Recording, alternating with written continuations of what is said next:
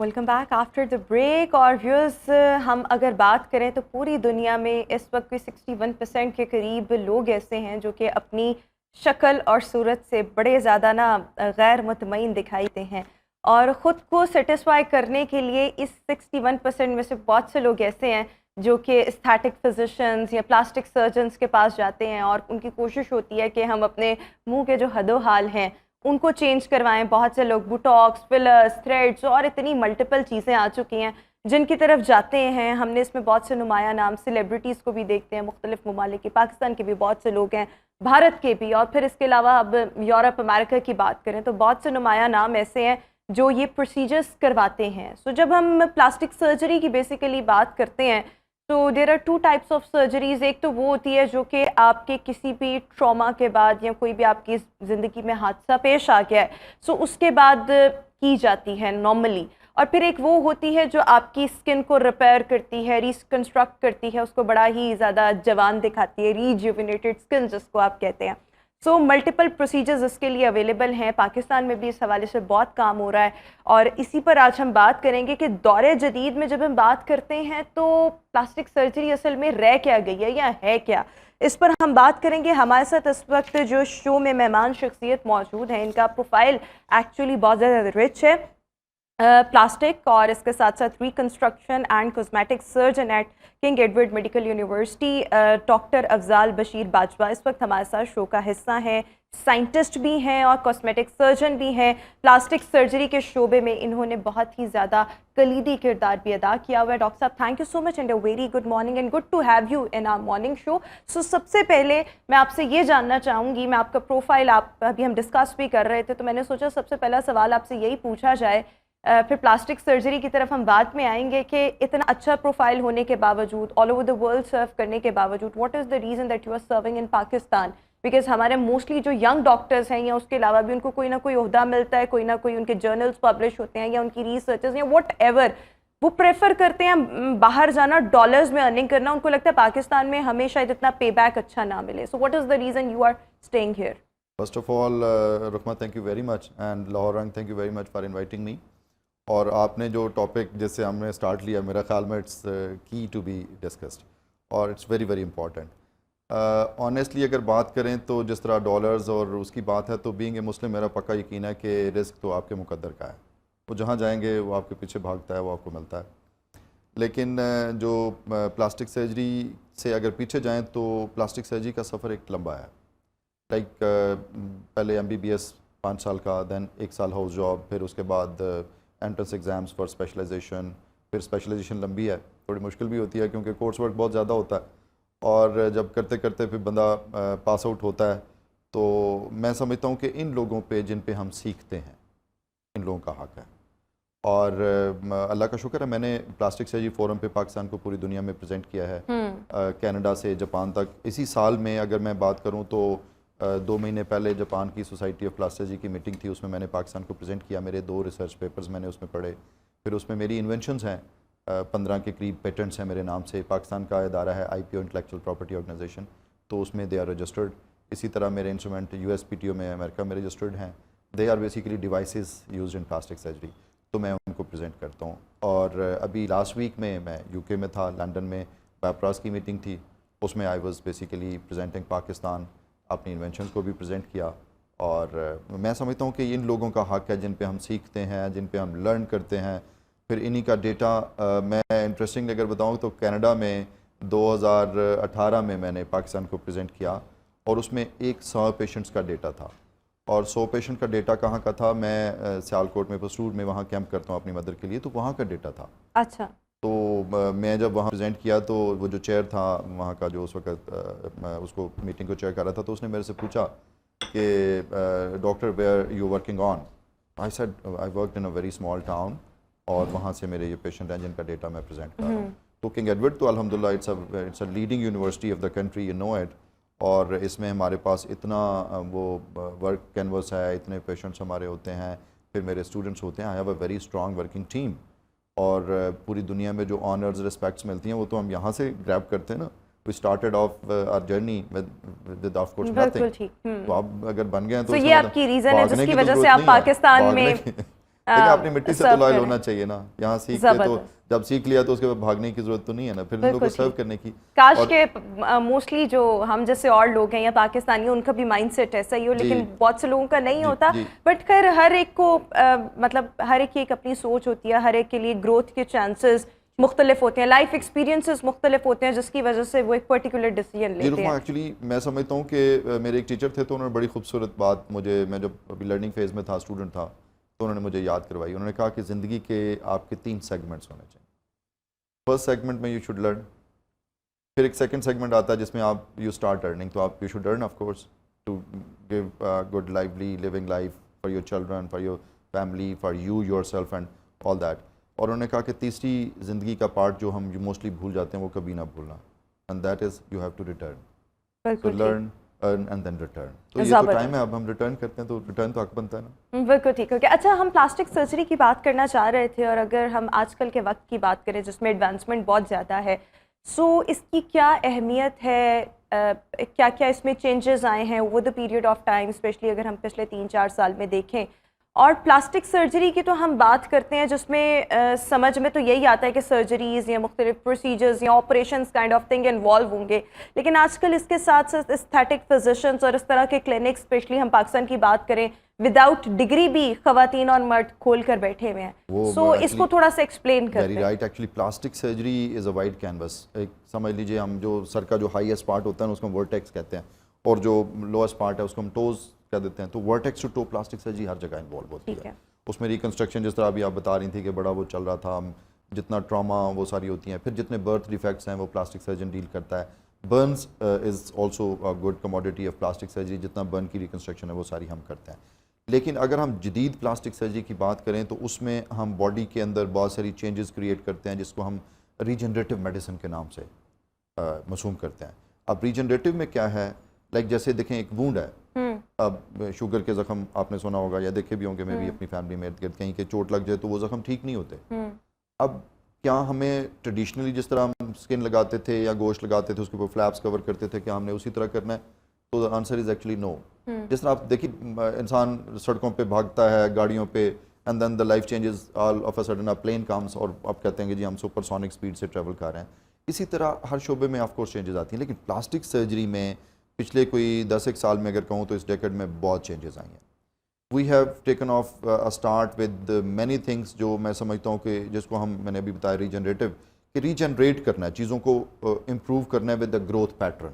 ٹھیک ہے. اس میں ہماری باڈی سے بے شمار کیمیکلز ہیں جن کو ہم ایکسٹریکٹ کرتے ہیں, جس میں آپ نے ایک سنا ہوگا PRP از ون آف, کہ بلڈ لیا اس میں سے کچھ فلٹر کیا, اب میں اس میں سے سپر فلٹریٹ کر کے میں اس میں PDGF نکالتا ہوں, ایک خاص قسم کا کیمیکل ہے, پیشنٹ کے اپنے بلڈ سے ہی ہوتا ہے. وہ جو وونڈز ہیں ان کے ارد گرد لگاتے ہیں تو زخم جلدی ٹھیک ہو جاتے ہیں. اسی طرح باڈی کے اندر سے فیٹ لے کے اس فیٹ کے اندر سٹیم سیلز ہیں, فیٹ سیل پہ میرے سٹیم سیلز پہ میزنکائمل سٹیم سیلز میرے کافی سارے آرٹیکل پبلشڈ بھی ہیں. بالکل ٹھیک. اور ان سے ہم یہ زخموں کو ٹھیک کرتے ہیں. پھر بون میرو کے اندر سے کچھ ہمیں سٹیم سیلز مل جاتے ہیں, ان کے ساتھ ہم کرتے ہیں. اسی طرح صرف یہ نہیں ہے کہ یہ زخموں کو ہی ہم ٹھیک کرتے ہیں, ہم ایجنگ کو بھی بہت سارا اس کے ساتھ ہٹ کرتے ہیں. آپ دیکھیے کسی بھی پیشنٹ کی یا کسی بھی بندے کی آپ اگر سیریز میں پکچرز دیکھیں نا, یا ایون اپنی ہی ہم دیکھ لیں, اسکول لائف کی, پھر کالج لائف کی اور اب کی, تو ہم دیکھتے ہیں یار دیر از اے بگ چینجز, اور وہ اتنی پروگریسو ہوتی ہیں, اتنی سلو ہوتی ہیں. جس طرح گھر میں دیکھیں بچے بڑے ہوتے ہیں, کب بڑے ہوئے پتہ کیوں نہیں لگتا, کیونکہ دے آر گریجول. سو وہ آپ ان کو ریورسل کی طرف لے کر جاتے ہیں. اب دے آر انٹرلنکڈ. اب ہم کیا کرتے ہیں, ان چینجز کو سب سے پہلے تو ڈیٹیکٹ کر لیتے ہیں, and then we reverse them back. اچھا, ایک ویسے میں سوال آپ سے کرنا یہ چاہ رہی ہوں, آپ کیونکہ میو ہاسپٹل میں یا کنگ ایڈورڈ کے ساتھ دونوں جگہوں پر ہیں. میو ہاسپٹل ایک سرکاری ہاسپٹل ہے, جب وہاں پر لوگ آتے ہیں تو نارملی آپ ان کے تکالیف یا وہ ایکسیڈنٹس وغیرہ, یا اگر وہ جل گئے ہیں تو اس کے بعد ہی وہ کرتے ہوں گے نا کوئی سرجری وغیرہ یا اس طرح, لیکن آپ ان کی کاسمیٹک سرجری تو نہیں کرتے ہوں گے؟ جی, اس میں رخما ہوتا ہے کہ جب ہم کسی بندے کو ریکنسٹرکٹ کر رہے ہوتے ہیں نا, تو ہمارا ایک forefathers of plastic surgery, one of the pioneers, Harold Gillies نام ہے ان کا. تو ہی از نو مور ان دس ورلڈ, بٹ لیکن انہوں نے ایک سلوگن کہا تھا, and that is still famous all over the world. He said if it is not normal it's not enough. اب ایک بندے کا ٹراما ہوا یا کینسر ہوا, ہم نے اس میں سے کچھ حصہ اس کا کینسر والا جو تھا وہ نکالا, and we try to construct it in the way کہ اس کو اتنا کر دیں کہ اٹ شوڈ بی نارمل اور نیئر نارمل. ٹھیک ہے. اب یہ بھی اسپیشلی ریکنسٹرکشن میں بھی آپ استھیٹک کا پارٹ نہیں چھوڑتے, خوبصورتی کا پاتھ نہیں لیکن چھوڑتے. استھیٹک والا جو پارٹ ہے بیسیکلی وہ تو میرے خیال میں ایلیٹس کے لیے ہے. اگر ہم استھیٹک کلینکس کی بھی مطلب آل اوور پاکستان بات کریں تو یہاں پر جائیں گے وہی لوگ جو جن کے پاس پیسہ ہے. استھیٹکس میں وہ لوگ نہیں جا سکتے جن کی, کیونکہ یہ بہت کاسٹلی ہے. سو میں جاننا چاہ رہی ہوں کہ سرکاری ہاسپٹلس میں کس حد تک یہ پروسیجرز کیے جاتے ہیں. میرا نہیں خیال خوبصورتی والے کیے جاتے ہوں گے جو جینوئن تکلیف یا کوئی باڈی آرگن خراب ہو جانا یا اس کو ریکنسٹرکٹ کرنا یہ چیزیں ہوتی ہوں گی. خوبصورتی والا پارٹ نہیں ہوتا ہوگا. اس میں to some extent you are right but to some extent you are not actually. اس میں یہ ہے کہ جو جب ہم بات کرتے ہیں پلاسٹک سرجری کی ٹریننگ کی تو وہ استھیٹک اینڈ کاسمیٹک ٹریننگ کے بغیر مکمل نہیں ہوتی. اس کا ایک سیگمنٹ ہے, اس کے امتحان میں ہم نے کویشچن بھی پوچھنا ہوتا ہے, ہمیں اپنے اسٹوڈنٹس کے ساتھ اس کے ساتھ انٹریکٹ بھی کرنا ہوتا ہے. اب اس میں ظاہر ہے سیگمنٹ تھوڑا ہوتا ہے. اب ایک طرف میرے پاس بیڈ پہ ایک ٹراما والا یا کینسر والا پیشنٹ پڑا ہے اور میں دوسری طرف فیس لفٹ کر رہا ہوں یا برو لفٹ کر رہا ہوں تو اٹ ڈزنٹ سیم نائس. لیکن اس میں ہوتا یہ ہے کہ چونکہ ہماری ایک ٹیم ہوتی ہے اس میں ہم ٹیم کی ایک سمجھ لیں کہ ڈویژنس کر لیتے ہیں کہ کس میں کون کون کہاں کہاں کام کرے گا. لائک جیسے ایک ٹیم ریکنسٹرکشن کر رہی ہے, ایک ٹیم برن کو مینیج کر رہی ہے, تو ایک ٹیم وہ جو استھیٹک والے کیسز ہوتے ہیں ان کو بھی کر رہی ہوتے ہیں. آف کورس ان کی کوانٹٹی اتنی نہیں ہوتی, اتنے نمبر ہم سرکاری ہاسپٹلس میں ویسے خوبصورتی والے پارٹ پر فوکس کیا جاتا ہے. بالکل کیا جاتا ہے, بالکل کیا جاتا ہے. لیکن اس میں بھی بتانے لگوں نا کہ چونکہ جو گورنمنٹ ریسورسز ہوتے ہیں وہ ہم چاہتے ہیں کہ زیادہ نیڈی لوگوں کی طرف جائیں.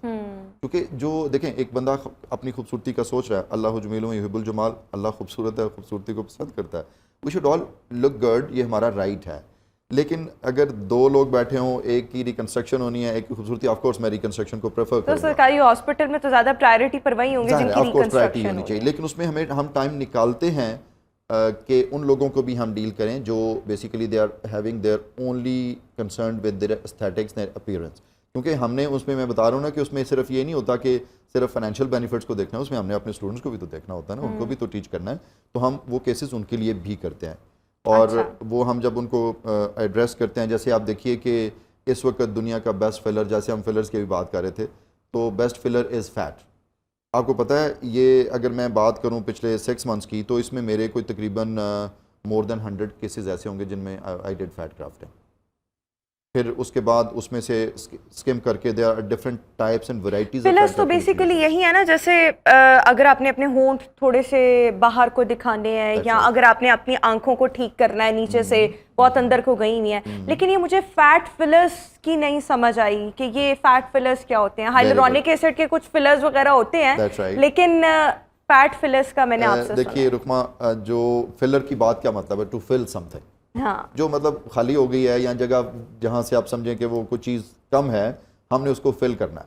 ٹھیک ہے. اب اس کے لیے فلر از, جیسے آپ نے ہائلورونک ایسڈ کی بات کی تو ہم کسی بھی ظاہر برانڈ کا تو ذکر نہیں کریں گے اپنے اس شو سے, لیکن ہم اگر بات کریں تو فلر کا مطلب ہے کہ ایک کیمیکل ہم لگائیں جو کہ یہ ہاتھوں کی جریاں ان کو بہتر کر دے, ہماری یہ چیک ببلز کم ہو جاتے ہیں, چن پرومیننٹ نہیں ہے. دیر آر مینی ایریاز جہاں ہم یوز کرتے ہیں, صرف آئز کے اراؤنڈ لپس پہ نہیں, بشمار ایریاز پہ یوز کرتے ہیں. اب یہ کیا ہے, یہ سنتھیٹک ہے, ایک کیمیکل ہے جو کہ فیکٹری میں بنا ہوا ہے اور ہم اس کو لیتے ہیں اور لگاتے ہیں کیمیکل. اس میں ظاہر ہے ایکسپینس بھی ہوتا ہے, پھر وہ جو کاسٹ کی ہم بات کر رہے تھے, پھر اس میں یہ ہوتا ہے کہ یہ شارٹ لیوڈ ہوتا ہے, 6 months to 1 year میکسیمم, اور اس کے بعد اس نے فیڈ ہو جانا, کم بیک اگین. اس کی بجائے اگر فل کرنے کے لیے باڈی سے فیٹ, آپ کو پتا ہے ہمارے پاس کتنا ذخیرہ ہوتا ہے, تو اگر فیٹ لے لیں, دے آر لیونگ سیلس. ٹھیک ہے. اور وہ باڈی کے اپنے ہیں, باڈی میں ریجیکٹ کرنے کے بھی اس کو نہیں ہے, اور سیفٹی بھی ہے. پھر ایک دفعہ جو فیٹ ٹک جاتی ہے دیٹ از لانگ رن, اس نے ایجنگ کے ساتھ ہی پھر فیڈ آؤٹ ہونا ہے. یعنی کہ آنکھوں کے نیچے فیٹ فلرز بھی آ سکتے ہیں اور وہ لانگ لاسٹنگ. میں نے 7 years ہو گئے, I am not using fillers in the synthetic way. میں باڈی کے اپنے ٹیشوز یوز کرتا ہوں, اور وہ جس طرح آپ دیکھیے فوڈ سے آرگینک فوڈ کا وہ سفر ہے, اسی طرح ہم کیمیکل سے نیچرل کی طرف آگے کہ ہم نے باڈی سے اپنے ہی سیلز لیے اور اس کی ڈفرینٹ ورائٹیز ہیں. انٹرسٹنگ سا واقعہ ہے, میں ایمری یونیورسٹی میں فرسٹ ٹائم ایستھیٹکس کی اسپیشلائزیشن کے لیے گیا, تو وہاں پہ چونکہ یہاں اس وقت میں فیٹ یوز کر رہا تھا, اور وہاں پہ آئیز کے اراؤنڈ جس طرح آپ نے بات کی, تو کیلو پلاسٹک ایک بندہ ہوتا ہے جو آئی کی خوبصورتی کو دیکھتا ہے, تو کیلو پلاسٹ تھا, وہ آئیز کے اراؤنڈ فلرز لگا رہا تھا. تو میں نے ایمی لائٹ نوٹ میں اس کو کمنٹ دیا, میں نے کہا you are doing a marvellous job, تو why don't you use natural like fat. اور پرابلی اس نے پہلے یوز نہیں کیا تھا, گورے تھوڑے سے کننگ بھی ہوتے ہیں, تو اس نے فوراً مجھے کہا, کہتا ہے you know fat gives lumpy bumpy appearance. میں کہا it never give, I am using it for last many years. اور پھر فیٹ کی مختلف ورائٹیز ہیں, لائک فیٹ لے کے جب ہم نکالتے ہیں تو وہ تھوڑی تھک ہوتی ہے, اس کو میش کرنے کے لیے میں نے اپنی ایک ڈیوائس ہے وہ میرے نام سے ہی ہے, تو اس کو جب ہم ڈال کے اس میں سے گزارتے ہیں تو وہ بہت پتلی سی باریک ہو جاتی ہے. پھر اس کی ڈفرینٹ ورائٹیز ہیں, لائک نینو فیٹ ہے بالکل پتلی سی, پھر اس کے بعد مائکرو فیٹ ہے, پھر میکرو فیٹ ہے, مطلب ہاؤ دا تھک وی نیڈ. لائک فرض کریں ہم نے یہ چیک ببلز بنانے ہیں تو وہ ریکوائرمنٹ کے مطابق ریکوائرمنٹ کے مطابق, جیسے ہم لپ میں ڈالنا ہے تو maybe very thin line, right, تو اس میں اکارڈنگ ٹو دا نیڈ ہم اس کو کر بھی لیتے ہیں. ٹھیک ہے, لانگ لیوڈ بھی ہے, پھر سستی ہے, جتنا مرضی آپ نکال لیں.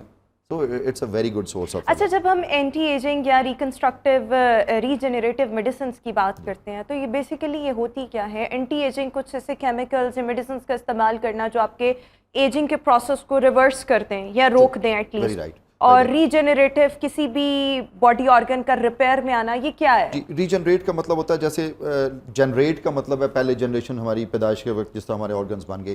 ریجنریٹ کا مطلب ہے جس طرح آپ نے کہا اس میں کوئی فلا ہے, کوئی ڈیفیکٹ ہے, کوئی پرابلم ہے, تو اس کو ہم دوبارہ سے ریجنریٹ کر کے اس کو دوبارہ الائیو کر دیں, دوبارہ بہتر کر دیں. جس طرح میں نے بتایا کہ باڈی کے ٹیشوز تھوڑے سے ٹائم کے ساتھ ساتھ فیڈ آؤٹ ہو کے ڈکلائن ہو رہے ہوتے ہیں, تو ہم اس کو دوبارہ فریش کر دیں. جس طرح ہمارے لائک بال ہیں, اب بالوں میں ٹائم کے ساتھ ساتھ تھن ہو رہے ہوتے ہیں, آپ نے دیکھا لوگ بالڈ ہو رہے ہوتے ہیں, بال گر رہے ہوتے ہیں, تو اگر بال گر رہے ہیں تو ان کو ہم کوئی جو باڈی کے اندر سے کچھ ٹیشوز لیں, جیسے میں نے بتایا PDGF یا PRP, وہ ہم لگاتے ہیں, تو کیا ہوگا, اٹس اے ریجنریٹیو کیمیکل, اور وہ کیا کرے گا, وہ گرتے ہوئے بالوں کو ریپیئر کر دے گا فوراً, اور ریجنریٹ کرے گا. جو ڈائنگ تھے ان کو سنبھال لے گا, and they will start sprouting out. اس سے نئے بال نہیں آتے, لیکن اس سے کیا ہوتا ہے, جو بال گر رہے تھے, جو ڈیمیج ہو رہے تھے یا فیڈ آؤٹ ہو رہے تھے, وہ کیا ہوں گے, وہ ریپیئر ہونے شروع ہو جائیں گے, وہ فال بھی رک جائے گا, and they will start regrowing again, کیونکہ روٹس ابھی بچی ہوئی ہیں, رائٹ. اسی طرح جب ہم اسکن کی بات کرتے ہیں, جس طرح میں فیٹ کی بات کر رہا تھا, تو fat is superior than filler in the sense کہ فلر نے صرف ایز اے کیمیکل فل کرنا ہے. اور میرا ابھی American Journal Cell Biology International, اس میں میرا آرٹیکل پبلش ہوا اسی یہ جون کے اندر ہی, تو اس میں یہ تھا کہ جب نیچے میں فیٹ گرافٹ کر کے اس ایریا کو فل کرتا ہوں تو اوپر والی جو اسکن ہے وہ ریجوینیٹ ہو جاتی ہے, اس کے اندر ایک اینٹی ایجنگ پوٹینشیل آتا ہے. آپ اگر دیکھیں تو ہم اگر اپنی مادرز کی یا نانو دادو لوگوں کی اسکن دیکھیں تو بہت پتلی ہو جاتی ہے ٹائم کے ساتھ ساتھ, اس کے اوپر رنکلز فائن سی پہلے بلڈ ہوتی ہیں, پھر وہ گرے موٹی موٹی وہ جھریاں آنی شروع ہو جاتی ہیں.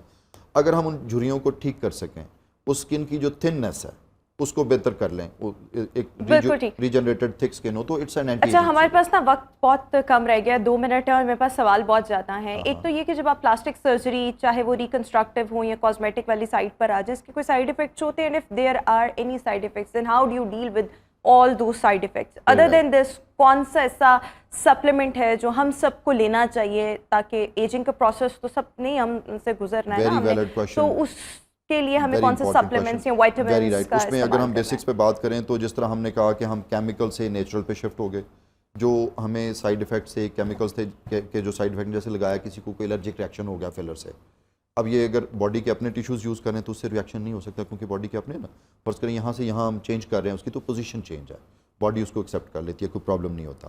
پھر دوسرا ہوتا ہے کہ وہ جس طرح آپ کا ایک کویشچن تھا وہ درمیان میں ہم تھوڑا سا اس کو ایڈریس نہیں کر سکے, کہ ایک جو ٹرینڈ لوگ نہیں ہیں دے آر پریکٹسنگ اراؤنڈ, اس کے لیے گورنمنٹ بہت سارے لاز بھی بنا رہی ہے, ہماری اتھارٹیز بھی ہیں, جیسے پاکستان میڈیکل ڈینٹل کاؤنسل ہے, ہمارا college of physician and surgeons ہے, they are having their check rules, اور اس کی وجہ سے ہم چیک بیلنس تو کر رہے ہیں. لوگوں میں اویئرنیس آپ لوگ دے رہے ہیں کہ بھئی آپ پہلے دیکھیں صحیح بندہ کوالیفائڈ ہے جس کے پاس ہم جا رہے ہیں, کیا ڈرائیور جس کے ساتھ ہم بیٹھ کے ٹریول کر رہے ہیں از اے لائسنس ڈرائیور, کیا جس کے پاس ہم جس کو کہہ رہے ہیں کہ بھئی یہ ہمارا پرابلم ٹھیک کر دو is he a qualified and right person to go, اس سے پرابلمس کم ہو جاتی ہیں. ہمارے جو اسٹوڈنٹس ہیں ان کی اچھی ٹریننگ ہم کوشش کر رہے ہیں کہ دے شوڈ بی, اور وائٹامنس سپلیمنٹس منرلز کون سے, اب اس میں یہ ہوتا ہے کہ جب منرلز کی اور وائٹامنس کی بات کر رہے ہیں, they are basic need of the art. اب میں باہر جاتا ہوں دیکھتا ہوں ان لوگوں کی ایجز لمبی ہیں, they remain healthy, they remain good, کیونکہ وہ ریگولرلی وائٹامنس یوز کرتے ہیں. اور وہ کون سے ہیں کچھ یہ بتا دیں. And over the counter use of اینٹی باڈیز, اینٹی بایوٹکس ہم یوز کرتے ہیں. دیکھیں چھوٹا سا گلا خراب ہو گیا, خود ہی اینٹی بایوٹکس لینا شروع کریں,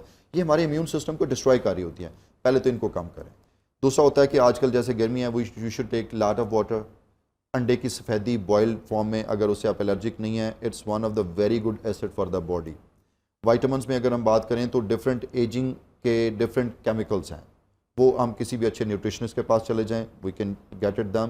لیکن ادروائز اگر ہم دیکھیں تو کچھ برانڈز ایسے ہیں جنہوں نے ایج وائز کیا ہوتا ہے اور ریکوائرمنٹ کے حساب سے کیا ہوتا ہے. آپ جاتے ہیں, آپ دیکھیں کہ آپ کی ایج گروپ کیا فال کر رہا ہے, لائک 20 سے 30 ہے, 30 سے 40 ہے, ڈفرینٹ ایج گروپ, اور پھر اس کے مطابق ہم خود بھی لے سکتے ہیں. فیکٹر بھی ہوتا ہے نا کہ آپ کیا بہت ایکٹیو ہیں, جیسے فرض کریں ایک سرجن ہے یا ایک اسپورٹس مین ہے تو وہ بھاگم پھر ہے, ایک بندہ آفس جاب میں ہے تو ذرا ایکٹیویٹی فیکٹر، تو ایکٹیویٹی فیکٹر اینڈ ایج دونوں کو ملا کے تو ہم ایک اچھا وائٹامن پریشر. بالکل ٹھیک ہو گیا. اچھا آخری سوال، لیکن آپ کے پاس you have got just 20 seconds to answer this question. میں موسٹلی جتنے بھی میرے پاس اگر کوئی اسٹیٹک فزیشین آئے، کاسمیٹولوجی سے کوئی آئے، میں ہمیشہ پوچھتی ہوں کہ آپ اتنے پروسیجرس کرتے ہیں، آپ کون سے پروسیجرس کرواتے ہیں؟ سو اگر آپ خود کرواتے ہیں تو اس کا مطلب ہے کہ وہ کروانے چاہیے، اور اگر ایک بندہ خود نہیں کرواتا تو پھر نہیں کروانے. That's very right. 20 سیکنڈ والا سوال سب سے مشکل ہے.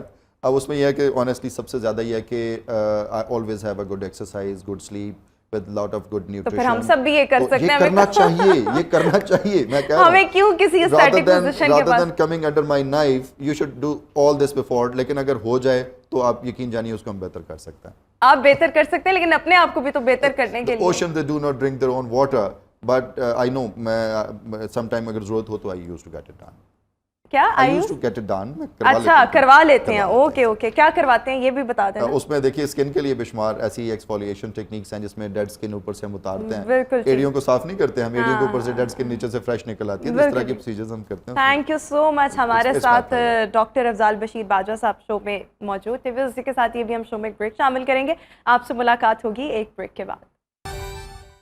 بریک کے بعد ایک بار پھر سے ہم آپ کو گڈ مارننگ لاہور میں خوش آمدید کہیں گے. ویورز، آج ہم بات کرنا چاہیں گے کہ ریاست کے فرائض کیا ہیں اور عوام کے حقوق کیا ہیں. جب ہم ریاست کی بات کرتے ہیں تو ریاست کا مطلب تو یہ ہے کہ کوئی بھی ریاست، کوئی بھی اسٹیٹ اپنی حکومت کے ذریعے وہاں پر جو موجود شہری ہیں ان کو پروٹیکشن، ان کی سیکیورٹی ان کو پرووائڈ کرے. اس کے علاوہ کسی بھی ملک میں قانون اور آئین کی بالادستی ہو اور اس کی امپلیمنٹیشن کروانا آبویسلی حکومتوں کا کام ہے.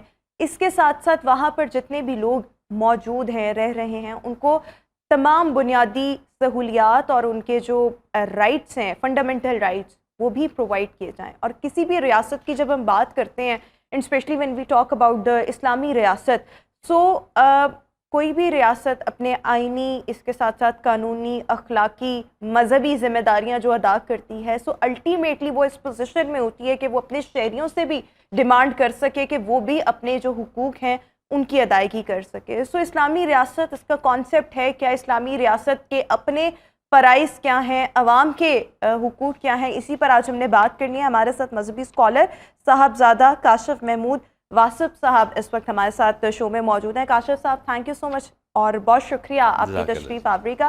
سب سے پہلے تو اسلامی ریاست کا کانسیپٹ ہم نے بہت سنا، بلکہ اب تو ہمارے نوجوانوں کو، یوتھ کو بہت اچھی طرح یاد ہو گیا بیکاز ایک سیاسی جماعت کا یہ نیریٹو بھی رہا ہوا ہے. سو اسلامی ریاست، ہاؤ وڈ یو ڈیفائن اسلامی ریاست؟ دیکھیں، اسلامی ہیومن بینگ جو ہے وہ ایک بہت اچھا ہیومن بینگ بن کے سامنے آئے.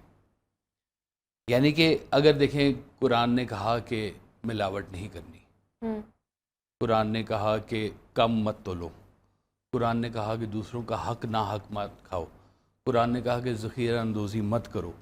تو یہ سارے پرنسپل جو اگر ڈیزائن ہوئے ہیں، اس کے بہت سارے فیکٹرز ہیں. اس کے سوشیالٹی اس کی علیحدہ سے ہے، اس کی مینجمنٹ ایک علیحدہ سے ہے. یہ سارے پورشنز بنے ہی صرف اس لیے ہیں کہ ایک عام جو مسلمان ہے وہ اس کو موقع ملے کہ وہ ایک بہت اچھا مومن بنے. تو یہاں پر آ کر جو تعلیمات دی گئی ہیں، کہا گیا کہ ان کو فالو کرو. جو گورا ہے نا جی، گورا، وہ کہتا ہے کہ دنیا کے سب سے پہلے اکانومسٹ جو ہے نا وہ سرکار دو عالم صلی اللہ علیہ وسلم، اکانومسٹ. اور انہوں نے اپنی زندگی سے، سیرت مبارکہ سے یہ بات جو ہے ساری سمجھائی بھی ہے. گندم لے کے جا رہے تھے، بارش ہو گئی. اب وہ کچھ حصہ گندم کا گیلا ہو گیا، باقی خشک تھی. تو جب آپ منڈی میں پہنچے تو وہاں پر جا کے آپ نے اس کی سیگریگیشن کر دی، ٹھیک ہے، کہ یہ گیلی گندم ہے اور یہ خشک گندم ہے. اور جب انہوں نے ایسا کیا تو لوگوں نے کہا کہ یہ تو بہت سچا آدمی ہے، اس نے بتا دیا ہے. ورنہ وہاں پر اور بھی جو لوگ گندم لے کے آئے ہوئے تھے وہ بوریوں کی شکل میں دے رہے تھے، جو نیچے سے گیلی ہوتی تھی اور اوپر سے خشک ہوتی تھی. سرکار دو عالم صلی اللہ علیہ وسلم فرمایا کہ اپنے مال کا عیب مت چھپاؤ، سامنے رکھ کے کرو. پھر فرمایا کہ اپنے مال کے زیادہ اجرت نہ لو، زیادہ اس کا منافع مت لو، ایک مناسب منافع. اور جو چیزیں باہر سے اس وقت بھی جو امپورٹ ہوتی تھی ان کو بھی کہا کہ اس کے اوپر بہت مناسب سا لوگوں نے کہا کہ جی یہ بہت اس کی قیمت جو ہے. پھر آپ نے کہا کہ دیکھو قیمت تعین ہوتی ہے منڈی کے ساتھ, حکومت نہیں یہ طے کرتی کہ یہ حکومت طے کرے. منڈیوں کو اتنا آپ فلورش کر دیں کہ وہ ان چیزوں کا خود دھیان رکھیں, یہ پرنسپلز ہیں, ان پرنسپلز کو سامنے رکھیں اور بات کریں. اچھا, اس دور میں ایک اور کام ہوتا تھا کہ لوگ اپنے مال کی سچائی کے لیے قسم کھایا کرتے تھے. تو سرکار دو عالم نے کہا کہ خبردار, قسم مت کھانا اپنے مال کو بیچنے کے لیے, یہ کسی اور مقصد کے لیے ہوتی ہے. تو چھوٹی چھوٹی بات پر دین کو اور دنیا کو ملاتے چلے گئے. بالکل ٹھیک. ٹھیک ٹھیک. اب یہ ہے اسلامک اسٹیٹ کہ جب آپ دین اور دنیا دونوں کو کمبائن کر کے چل رہے ہوتے ہیں نا, تو جیسے سرکار ویسا فرماتے تھے کہ دیکھو جو مومن ہے وہ نماز میں سے وقت نکالتا ہے تجارت کے لیے, ٹھیک ہے, اور دنیا دار جو ہے وہ تجارت میں سے وقت نکالتا ہے نماز کے لیے. دونوں کے رجوع میں کتنا فرق ہے جی, ہے کہ ایک کا رجوع من اللہ ہے اور ایک کا رجوع ہے وہ دنیا کی طرف ہے. تو دونوں میں یہ فرق بڑا واضح آتا ہے کہ جہاں جہاں پر اب سرکار دو عالم کو جو صداقت کا جو امین جو کہا گیا, جو ان کو آپ کا لقب جو ہے صادق اور امین کا, وہ سب سے پہلے تجارت کی وجہ سے ملا آپ کو. ٹھیک ہے, کہ یہ آپ سچی تجارت کرتے ہیں, اور اس کا نتیجہ یہ ہوتا تھا کہ آپ کا جتنا بھی مال آپ لے کے جاتے تھے وہ پہلے بک جاتا تھا اور آپ کا پروفٹ بھی زیادہ ہوتا تھا. آپ گریڈنگ کر دیتے تھے, یہ A class, B class, C class, D class, اور اس طرح سے پھر وہ آگے سارا ہو گیا جی. اب جب ریاست یہ بنی, ریاست مدینہ, تو اس میں ایک بہت بڑا ایک کام ہوا کہ شروع میں تو جنگیں ہوتی رہیں. یہودی اور کفار جو تھے وہ چاہتے تھے کہ یہ حکومت نہ بنے, اس کے ساتھ جنگیں شروع ہو گئیں. تو پھر سرکار دو عالم نے پھر میثاق مدینہ پیکٹ کیا. وہ پیکٹ تھا کہ 10 سال کے لیے کوئی جنگ نہیں ہوگی, جنگ روکی گئی تاکہ حکومت کو سٹیبلٹی ملے. بالکل ٹھیک. اور پھر اندرونی جو معاملات تھے اس کو پھر سیٹ کیا گیا, سارے معاملات کو. اس کے جو بیسک پرنسپلز جو رہے کہ اب شروع میں اسلام کے پاس بہت زیادہ پیسے نہیں ہوتے تھے, جنگیں بھی بہت کم ہوئیں, مال و زر بھی بہت کم, تو بہت سکریچ سے ایک سسٹم کو اٹھایا گیا. ربی سود جس کو کہا جاتا ہے, وہ سرکار دو عالم نے کہا کہ یہ کھلی جنگ ہے. قرآن نے کہا کہ جو سود یہ اللہ کے ساتھ یہ اللہ کے ساتھ یہ کھلی جنگ ہے یہ والی.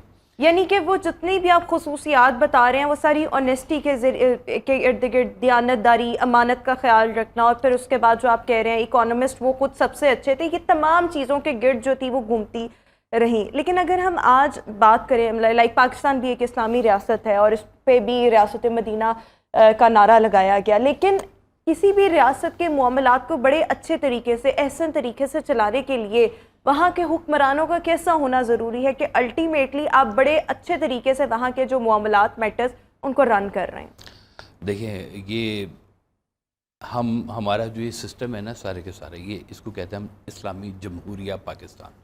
اس میں رائٹ دیا گیا ہے کہ ایک غریب آدمی اور امیر آدمی کا ووٹ برابر ہے. لیکن میں سمجھتا ہوں کہ یہ غریب امیر کی بات نہیں ہوتی, یہاں پر یہ بھی ایک ڈسکرپشن تھوڑی سی ہونی چاہیے کہ ایک چور اور ایک جج کا ایک ووٹ بھی نہیں ہونا چاہیے برابر. اچھا, دیکھیں کتنا بڑا فرق ہے کہ ہم لوگ اگر ہماری اکثریت فرض کی ہے, ہمارے ملک کی اکثریت اگر اگنورینٹ ہے, ابھی تک شعور اس کو نہیں ملا, تو اس کا مطلب ہے وہ جو بھی سلیکٹ کر رہے ہیں وہ اپنی اگنورینسی میں سلیکٹ کر رہے ہیں. سرکار ویسا فرماتے تھے کہ عوام جب تک حق پسند, حق آگاہ, حق شناس, حق پرست نہ ہو تب تک جمہوریت حق یعنی کہ سچ کا ساتھ دینا, سچ بولنا اور سچ کو سمجھنا, یہ جب تک یہ نہیں ہوگا تب تک جمہوریت ایک خطرناک کھیل ہے. بالکل ٹھیک. امپلیمنٹیشن کس طرح سے ہم اپنے ملک کے اگر ہم ڈائنامکس کو دیکھیں تو یہاں پر کروائی جا سکتی ہے, اور مزید بھی اس پر ابھی ہم نے بہت بات کرنی ہے. کاشف صاحب ہمارے ساتھ ہی شو میں موجود ہیں, آپ سے ملاقات ہوگی ویوز ایک بریک کے بعد. ابھی شو میں شامل کریں گے ایک break. Welcome back after the break, اور کاشف صاحب اس وقت شو میں ہمارے ساتھ موجود ہے. کاشف صاحب, بریک پر جانے سے پہلے جو ہماری گفتگو ہو رہی تھی اسی کو ایک تو میں چاہوں گی کنٹینیو کریں, ساتھ ہی ساتھ ہم اسلامی ریاست کی جب بات کرتے ہیں, یہاں پر موجود جو حکمران ہیں کسی بھی اسلامی ریاست کے, ان کے شعار کیسے ہونے چاہیے؟ دیکھیں ان باتوں کو نا علامہ اقبال نے بھی بڑا خوبصورت سم اپ کیا ہے. ہم بڑے چھوٹی عمر سے وہ شعر پڑھتے آ رہے ہیں, سبق پھر پڑھ صداقت کا, عدالت کا شجاعت کا، لیا جائے گا تجھ سے کام دنیا کی امامت کا. بالکل یہ کور چیزیں سمجھ لیں آپ. اور اس میں جو دوسرا علامہ اقبال نے جس پہ فوکس کیا، عدالت. کہتے ہیں کفر کا نظام چل سکتا ہے، جھوٹ کا نظام نہیں چل سکتا. کہ جہاں پر عدالت کس لیے قائم کی گئی کہ جو بھی حکومت بنے، انصاف کی فراہمی کہہ لیں. انصاف کی فراہمی صرف عام عوام تک نہیں، جو حکومتی نمائندے ان کے لیے بھی.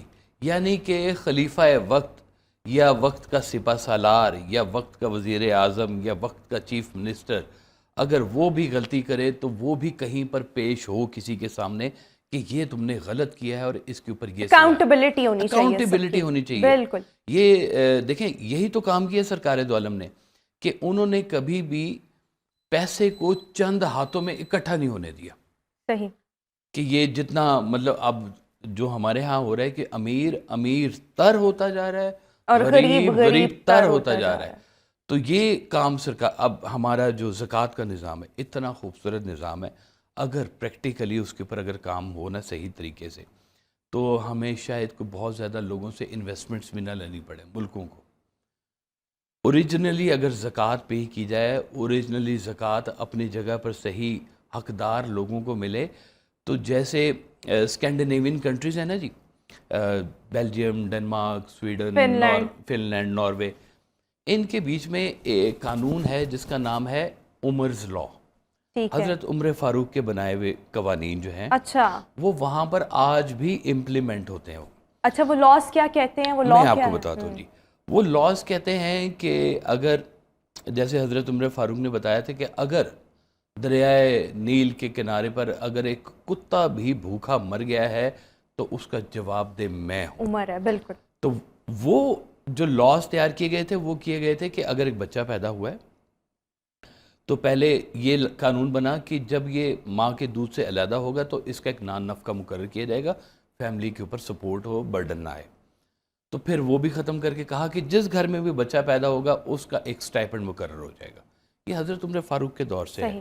اب یہ اس وقت یہ قوانین اس لیے بنے، یہ ضمیمہ تھے سارے کے سارے، جتنے خلفۂ راشدین کی تھی نا، جتنی بھی حکومت، سرکار دو عالم صلی اللہ علیہ وسلم کو سب کچھ کرتے دیکھا انہوں نے، اور جب ان کی حکومت آتی گئی تو وہ اس حساب سے پھر اس کی امپلیمنٹیشن بھی وہ کرتے گئے. آج بھی ان علاقوں میں ایک ہسپتال غریب کے لیے بھی وہی، امیر کے لیے بھی وہی. مطلب کسی دور میں کوئین ہوتی تھی یہاں کی حکمران، تو کہتے تھے کوئین بھی اسی ہاسپٹل میں جاتی ہے جہاں پہ ایک جس کے پاس پیسے نہیں ہے اور گورنمنٹ اس کو فنڈ دیتی ہے. برابری کا نظام تھا نا، برابری کا نظام تھا جی. عدالت میں برابری کا نظام ہے جی وہاں پر.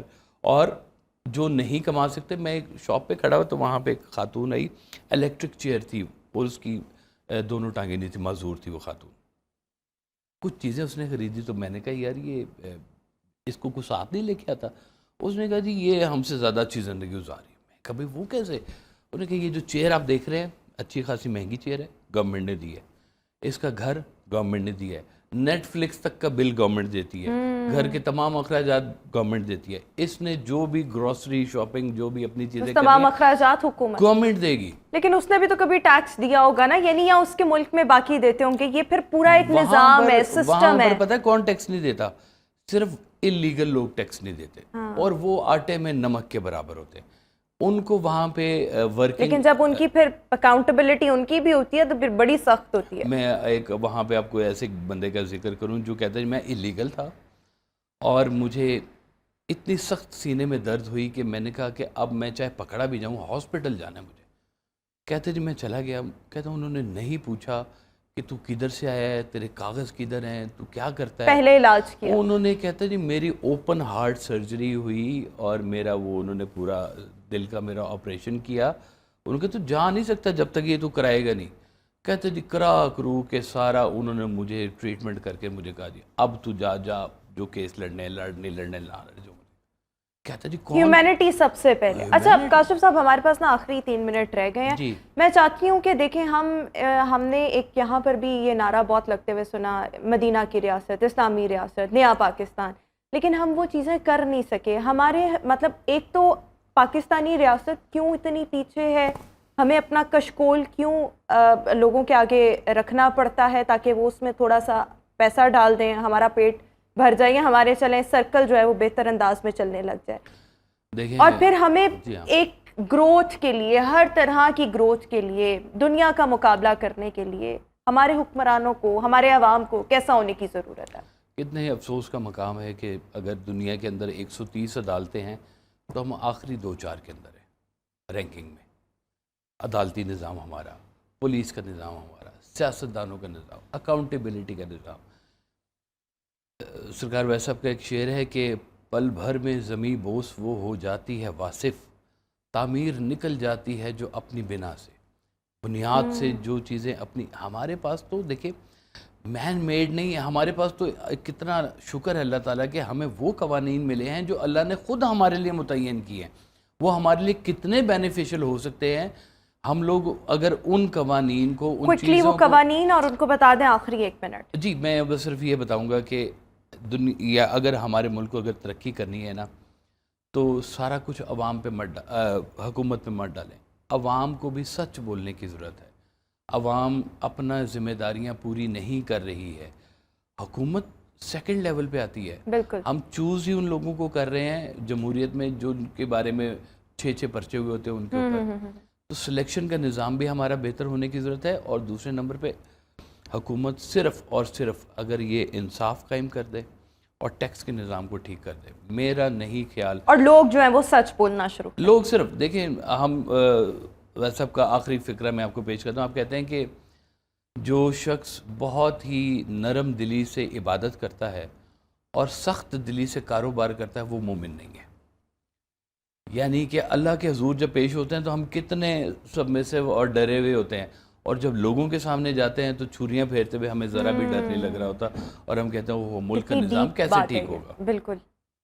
تو یہ ان چیزوں کو اصل میں نا آپٹ کرنے کی اور اپنی زندگی کا حصہ بنانے کی, اپنی پرسنالٹی کا حصہ بنانے کی ضرورت ہے. جی ہاں, تھینک یو سو مچ. ہمارے ساتھ صاحبزادہ کاشف محمود واصف صاحب اس وقت شو میں موجود ہیں. بڑی زبردست پرمغز گفتگو ہمارے اس سیگمنٹ میں ہوئی. ویوز اسی کے ساتھ ہی ہمارا آج کا شو اپنے اختتام کو پہنچا, لیکن جاتے جاتے صرف ایک یہی درخواست کہ واقعی سب کچھ اپنے حکمرانوں پر مت ڈالیں. جو آپ کے ذمہ داریاں ہیں ایک رسپانسبل شہری ہونے کے حیثیت سے, وہ بھی تمام فلفل کریں, جس میں سب سے پہلے آپ کا سچ بولنا, دیانتداری کے ساتھ کام کرنا, یہ بہت زیادہ ضروری ہے. اور پھر ہم اپنے حکمرانوں سے بھی کچھ ایکسپیکٹ کرنے کے قابل ہوں. یہ نہیں کہ ہم پہلے خود کچھ دے نہ رہے ہیں اور سب کچھ ایکسپیکٹ جو ہے وہ ہم اپنے حکمرانوں سے کر رہے ہیں, اور ہم میں سے ہی لوگ نکل کر ان عہدوں پر جاتے ہیں. تو سب سے پہلے ہمیں اپنا احتساب کرنے کی ضرورت ہے.